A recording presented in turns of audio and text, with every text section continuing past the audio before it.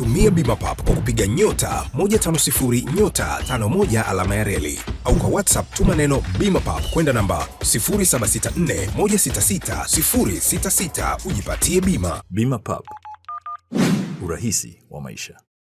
Hello citizens, it's another great episode of the Citizen Exclusive with Mpoki Thompson. Today's conversation is going to take place at the World Bank offices in Dar es Salaam. I'm with the country director for the World Bank, Nathan Belete.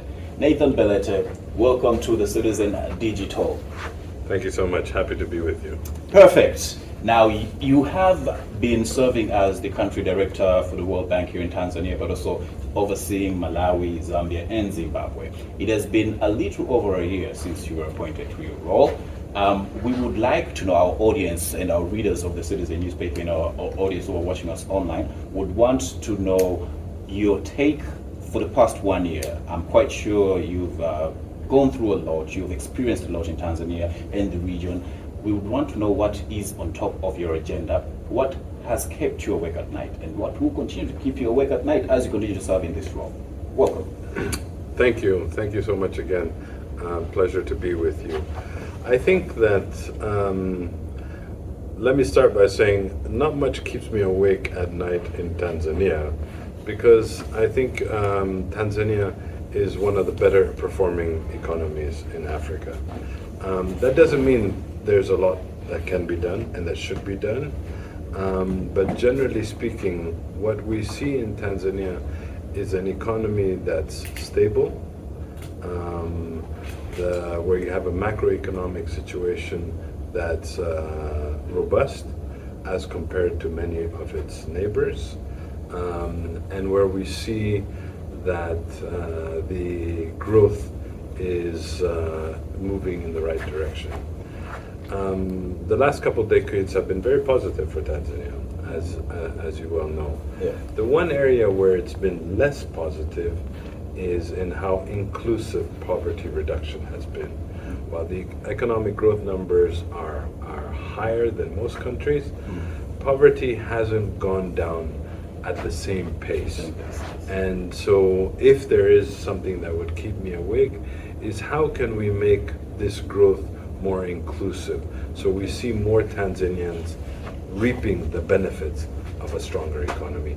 And that's our focus of all the work that we're doing in terms of the reform agenda with the government as well as with our investments. Okay, now that we're talking about the economic performance over the years, the World Bank's Country Economic Memorandum has assessed Tanzania's economic performance dating back to over 20 years ago. And what has been notable in that report is the fact that the economic performance has been shifting, or at least the area of focus has been shifting more towards the investment into public infrastructure, specifically transport and energy. So now we're talking about the SGR, we have the hydropower dam, and then we have the ECOP. But then again, it is said that this shift might have a negative effect, might have a negative impact at the end of the day. I want you to give us a sense of your take in this report, in the sustainability, and also the caution that has been raised in the report on how Tanzania can now address these challenges as the economic performance, the focus areas keep shifting. So I think that's a very good question. I think that one of the, when we look back over the past 2 decades, one thing that we've noticed is that structural transformation is not happening. And that is a cause for poverty reduction to not be happening as fast as one would like. In the early 2000s, poverty reduction was happening at a greater pace than it is today. For precisely one of the reasons that you mentioned is the public sector infrastructure investments.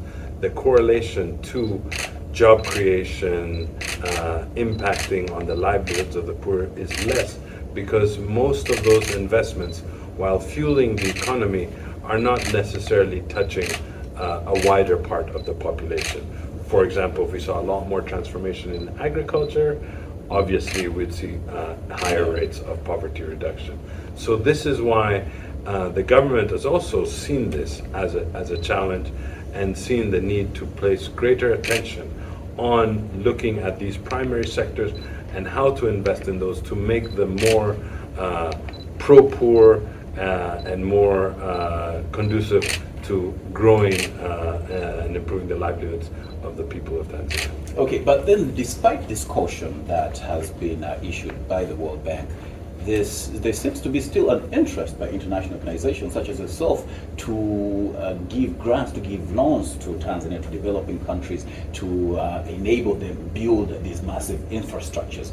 Is it your opinion now that you would be less positive about giving loans that are dedicated, that are directed to these mega projects? Is that your opinion? So let me say that our strategy in Tanzania right now is very much correlated with the government's strategies in the sectors that we've agreed to cooperate. So let me start first on our reform agenda. We have a substantial engagement with the government, with the authorities, on advancing critical reforms in a couple of key areas. First and foremost is private sector development. Her Excellency the President has been very clear on the need for the private sector to become much more dynamic. We all know that countries go on the backs of the private sector, and Tanzania has huge potential, but the ecosystem in supporting private sector development is not as pro-business as it should be. Licensing, registration, tax policies are not where they should be. And for that reason, we're working with the authorities on trying to streamline these, trying to make them more pro-business, and to enable them to transact more, to undertake more trade, and reduce these trade restrictions that are there.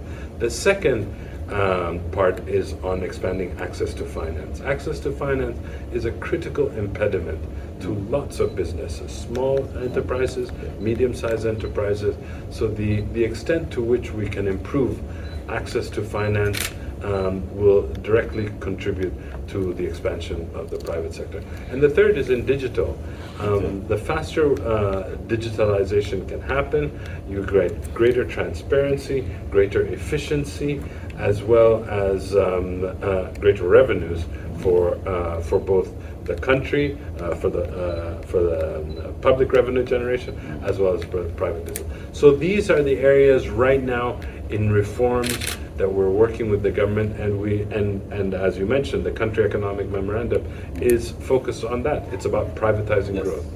Now, instead of this being more in the rhetoric, because we know that even the government themselves, they understand that they need to do some of these major reforms in digital, financial inclusion, tax reforms, and all that. In one of your reports, you had suggested that perhaps Tanzania should consider taxing more these big corporations or the wealthy. Do you think that that is an approach that is can be implemented in Tanzania in light of the government's reform of trying to attract more investors? Now, if an investor hears that the World Bank is advising the Tanzanian government, at least maybe you can put this in more context, that the Tanzanian government is being advised to tax the wealthy, to tax the big corporations. Do you think that that might not be counterproductive for the government's strategy of attracting more investors as you advise them to do these major tax reforms? So I think we should look at the totality of our analysis of the needs of the private sector and the tax regime. I think what's important to note is that the tax regime needs to be consistent. It needs to be broad-based, and it needs to be done in a manner that's transparent. I think that if that is the case, I think you would have investors who would be much more interested, willing to come in and invest because they understand what their requirements are. And this is why I said what's really, really important is to have an ecosystem, a business environment that's friendly, that's pro-investment, that will enable businesses to start up with ease, to transact with ease, to trade with ease, under clearly defined rules of the game. And by digitizing these, I think it becomes a much more friendly atmosphere and responsive to the needs of the country as well. Okay, so now going back to the country economic memorandum, one of the interesting aspects that I noted when I was reading that report was the fact that Tanzania has one of the lowest poverty elasticity in Africa and in the world, probably because of the fact that a lot or a bigger majority of the population is exposed to these economic shocks, where by one today is out of the poverty line and then the next day back into the poverty line. I want to get your insights into how now the country can address this poverty reduction, in the fact that we recently hosted the Human Capital Summit here in Tanzania, which talks about now upscaling the wider majority of the population so that we have now a more skilled working class. What is your opinion on how Tanzania can address poverty reduction as the economic scale also moves up? That's a very good question. So, as you see in the country economic memorandum, which, by the way, we haven't done in 10 years, so it's really exciting that we've been able to do this in coordination with the authorities. There's 5 priority policy actions that are come out in the report. The first is, as we just discussed, is really how to improve the business environment. The second, I think, comes to the point that you were trying to make, is how to address the underlying poverty dynamics while promoting the business sector. And for this, we believe that the country has to have a very robust social protection program, because we realize that there are poor and vulnerable that exist and will exist due to natural reasons, climate reason, and for that reason, it's important that the country, Tanzania, has a good social protection system, but it needs to be adequately financed as well. So that's another recommendation of the report. The third recommendation of the report is on the agriculture sector, and this is a major one because a majority of the employment comes from agriculture. So undertaking reforms and investments in the agriculture sector can be really transformational, and making sure that those things are climate smart. The fourth is the tourism sector. There's a lot that can be done in the tourism sector. A lot of investments are needed, both on infrastructure, but also in the enabling environment for them. But all of these has to be done in a sustainable manner, looking at the environment, looking at the financial viability, but also in terms of making sure that it's inclusive, benefiting of the local host communities, so that they are part of that of the benefits of tourism. And the last is using Tanzania's incredible geographic location. Its massive coastline, its ability to access all these countries around. So if the infrastructure is put in place to facilitate trade, cooperation with the neighbors, we believe that these overall actions would help boost prosperity in the country and ultimately drive down poverty. Okay, now, so speaking about Tanzania's potential, it is projected that in the next, I think, 73 years, when we reach 2100, Tanzania will be home to a whopping 244 million people. That's the 4th highest population in Africa and the 9th globally. But then the report also noted something that is of interest, that the fact that the focus on domestic market to drive growth does not really reflect that growth because of their purchasing power parity, because of the ability for Tanzanians to afford, boosting the economy. What is your view on that? As the government now has this idea of focusing on boosting the domestic market, but then again, the numbers not quite add up.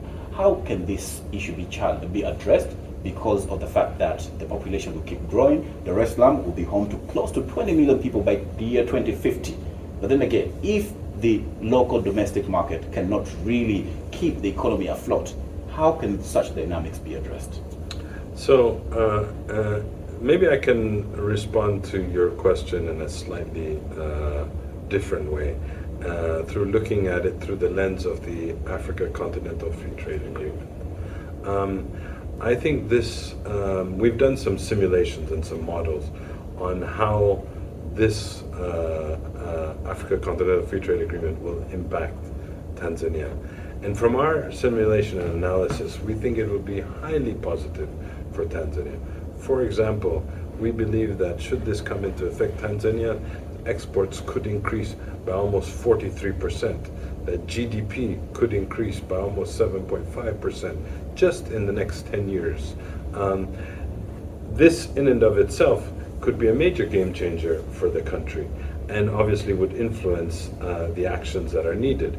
But in order to realize these, there's actions that the government would need to take, for example, the non-tariff measures to facilitate trade, to ensure that trade isn't stagnant. And these actions, I think, you would see would directly benefit livelihoods and poverty numbers in the near term. Okay, so COP28 recently came to a close, and I think the African continent saw the adverse impact of climate change more potently this year than in any other year, and it quite happened coincidentally during the COP28. We saw what happened here in Tanzania. Now, the World Bank, through the IDA, you're helping Tanzania address some of the critical areas that are adversely impacted by floods, the Zimbabwe Basin. But then again, there's also been an issue in that project, the implementation phase. A lot of grievances for people who were residing within those environs, but they understand us as commuters who rely on that major pathway into the metropolis. We look at it as a big challenge. I want to get a sense of your opinion on that specific project, the $200 million that has been pledged for that specific development. What is your view of the implementation phase and the grievances? So, first of all, I think we need to be sensitive to the fact that there are lots of people that reside in those areas. There's lots of businesses that are in those areas that need to be addressed very carefully. The second point is that climate change is real. Climate change is real. We as residents here in Dar es Salaam face it every day. In the recent couple of weeks, we've seen how the impacts of the rains are affecting daily life. And for that reason, all investments and all activities that we're undertaking really need to be taken with a solid climate lens. And for that reason, the investments that we're supporting are trying to assess how to best address and mitigate the impacts of climate change while at the same time responding to the needs of the people. In this case, it's Dar es Salaam, but in all our projects, if you look across the country, we're really looking at this climate issue as a centerpiece of how we address activities. So what I would say in that is that we take the impact on beneficiaries very seriously. We closely review the impacts of them and work with the government to come up with solutions that are benefit all. And we'll continue to do that. Okay, so Mr. Belete, last but not least, I want to get your opinion on, or your outlook on Tanzania's economic performance. The country has gone through and continues to go through major reforms. We're projected to become one of the biggest economies in Africa, and I think second to Ethiopia in the East African region. What is your outlook on Tanzania's economic performance, and how should we best address some of the challenges that might lie ahead? So let me first say that Tanzania is blessed to have stability, and I think this is something that we can't take lightly. As a fellow African, I would say I think it's absolutely critical, and it's something that all Tanzanians should be proud of. Secondly, I think Tanzania is performing very well compared to many of its peers in Africa. The economy is stable. Macroeconomic conditions are positive. You have a debt situation that's sustainable. But I think there is a need for more concerted effort to address the underlying challenges of growth, and poverty inequality. And for that reason, I think the focus of Her Excellency President Samia's government on improving the business environment, on looking at climate as a real issue and integrating climate-friendly policy across all the ministries, and also looking at how to develop your human capital is absolutely critical. So for us, we look forward to continuing to work closely with the government on all these areas. Okay, on that note, Mr. Belete, thank you. Thank you. You were with me in Pocket Thompson for the Citizen Digital. That's a wrap for today's episode. Until next time, bye bye. Kabla tujaanza safari, wengi tukikumbuka tutahakikisha matairi upepo upo fresh. Tutahakikisha spana na jeki zipo na zinafanya kazi. Tutahakikisha breki zinakamata, taa za mbele, nyuma, indicator, hazard zinawaka. Hapo sawa. Wiper zinafanya kazi. Tutaangalia oili, injini na maji. Tutanunua bima na bima papo ili zisome na kusomeka. Kisha gari inaoshwa. Yote hayo ni utayari wa chombo chako na changamoto za safari. Ila so kwa ajili yako wewe dereva. Dereva, umechukua hatua gani kulinda uhakika wa kuendelea kujipatia hela? Si unajua ya barabarani hayatabiriki. Tumia bima pap kwa kupiga *150 *51 alama ya reli au kwa WhatsApp namba 0764166066 na ujipatie bima ya dereva kipato. Umahiri wa dereva hauishii tu kwenye kumudu usukani, bali pia umakini wa kulinda kipato chake wakati wa majanga ya kifedha. Bima Pub, urahisi wa maisha.